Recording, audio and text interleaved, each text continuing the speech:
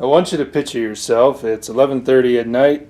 You're drunk. You're pissed off because you just remembered that you forgot to order the gasket for your, in this case, intake manifold, or for something else. In this case, actually, I have no idea what brand this is, what it's called, anything. It's off of a big block Chevy. It's a lower intake manifold, but there's no markings on it. I have no idea what it is. So I got to get a gasket made for this to put this motor back together. And so, yeah, what do you do? What do you do? Well, here's what you do. Now, the obvious solution is make your own. Use some gasket material, trace, cut out. There you go. But the problem with doing that is usually you're not going to have punches, so you'll have to use scissors or a razor blade or something. And that's going to mean your holes aren't perfectly round. They're going to be chewed up. And it's going to take for friggin' ever to get done, especially on something with 8 holes. So I'm going to show you a quick little trick to get the hole size you need, any size you need, without spending a fortune on a big set of, I'm sure they make punches for this, but they're probably really expensive. Don't quote me. Just on stuff you can find around your shop. And if you don't have gasket material in your garage, you really should, because it's cheap and it can really get you out of a pickle, such as this one. So yeah, this is, shit, I don't even know the thickness of this. I didn't buy this, it was in the family farm. Looks like it's about 1/100th? Well, no, that'd be a 1/10 of an inch thick. Thereabouts. So whatever you can find, really. This I found, I've used it on some intake manifolds before. Seems to work really good, never had any problems. So whatever you find, I'm sure it'll be good. So first step you want to do, and if you already know the basics here of how to make your own gasket, how to make your own gasket, feel free to skip this part because it's not going to do you any good. First off, take your part. There goes a thermostat. Go ahead and lay it out on your gasket material. Make sure to get it as close to the edges as you can so you don't waste any. There we go. And of course, take a pen, pencil, whatever you have handy, and then just start tracing around the bottom to get the main shape of your gasket. So there we go. We have our main shape roughed out there. So then of course just take your scissors and go ahead and cut that out. Okay, so now we've got our main rough shape cut out. I think that goes the other way. We've got our main rough shape cut out. Lines up pretty good. Now, how do we mark where these holes go? We can't like stick a pen through there because these go down and it's a real pain in the ass. So, how do we do that? Well, get yourself, or you probably have one of these, just a regular run-of-the-mill glass chalk paint pen. They sell these everywhere. They're a couple bucks. Walmart, wherever you got to go, used for, you know, writing on your windows or your friends' windows or drawing penises on your friends' windows. You know the deal. Anyway, you take that and you just go all around your holes.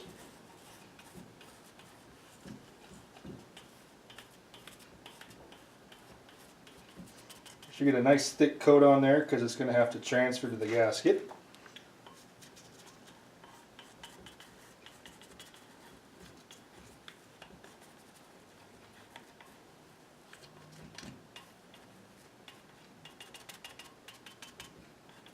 Make sure you cover all the way around all the holes you need, all that raised material where the gasket sits, to make sure you get a nice bit of paint to transfer to your material. Then you just take it while it's still wet here and lay it on there. Make sure you're lined up before you really start pressing. And then just press it down. Press it, make sure you get pressure around all the holes. So you mark those really well.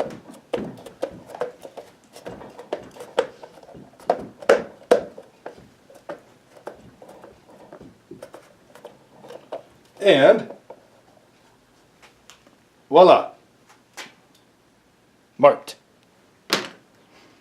Now this paint comes off real easy. It doesn't dry very fast. With just some lacquer thinner, paint thinner, whatever on a rag. Pick your poison. Pretty much anything will work. Won't hurt anything.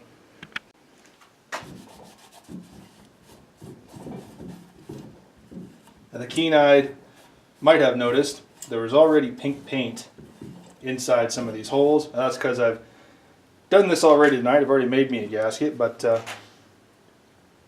in the interest of YouTube clicks, we're making another one. And I guess it's always good to have a spare. Just get that all nice and wiped off. Doesn't matter really if you don't get it all off, because you're going to wipe this down again before you assemble it anyway. That's good enough for government work.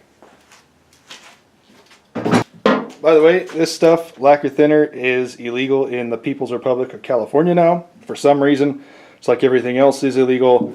Don't move to California if you like freedom. Pro tip. Okay, so now we've got our holes marked out. Now we've got to make some holes in our holes. So a few ways you can do this. Of course, scissors, razor blade. I happen to have a gasket hole punch, at least for the small holes here. It's not quite big enough for these in particular, but I'm going to go ahead and just do it like 3 times or something and they'll be fine. They're just bowl holes for the small ones. Now, of course, you can use this trick I'm about to show you for your small holes as well. You'll just need a small piece of pipe that's the same size as those. I don't happen to have that, but I do have one for the larger holes. Now, the question is, what do you do for the big holes? Obvious answer, scissors, razor blade, that sort of thing. Problem with that is it takes a friggin' hour to try and cut out 8 holes with a little pair of scissors. And not to mention, you'll get a bunch of jagged edges. It won't be perfect. You'll have restriction in your airflow if you're real concerned about that, which you should be. And it just takes forever. So, one option we can do, which is what we're going to do, is this. This is just a standard run-of-the-mill exhaust coupler adapter, however you fancy. It's a little thin walled piece of exhaust pipe, neck down. Now, and you can use whatever size you need. This will work for any size hole, whatever you got to do. What we're going to do, we need this 1 3/4 side. We're going to go ahead, sharpen this up, and use this as our punch. It costs like $3 down there at any parts store, and you'll have an extra coupler if you need it when you're done. So we've got our 1950s, 60s spec belt sander in the vise here. Just flipped upside down, makes it real good for if you want a bench sander for shaping materials, or for what we want to do, sharpening this material. So this doesn't have a trigger lock. Apparently the safety gurus got to this one at some point.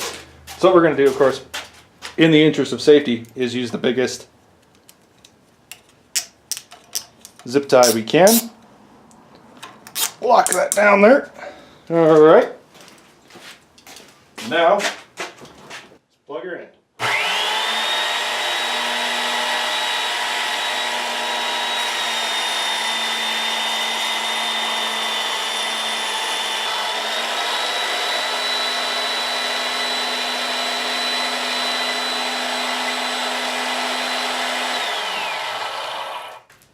That'll do.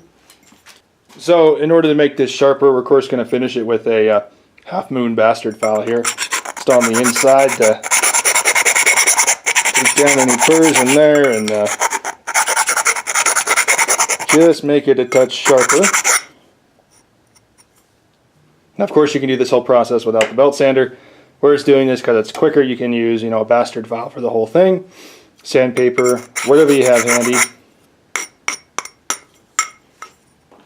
Now what you do is put your gasket there on a block of wood. Position your new cutting tool, punch, whatever you want to call it. Piece of flat steel or another piece of wood or whatever you have on there.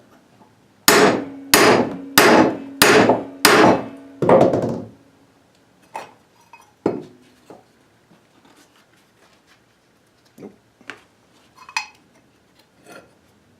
Cut more wax. There we go. 5th time's the charm. And we have our beautiful round hole. So obviously just continue doing this for all the holes you need.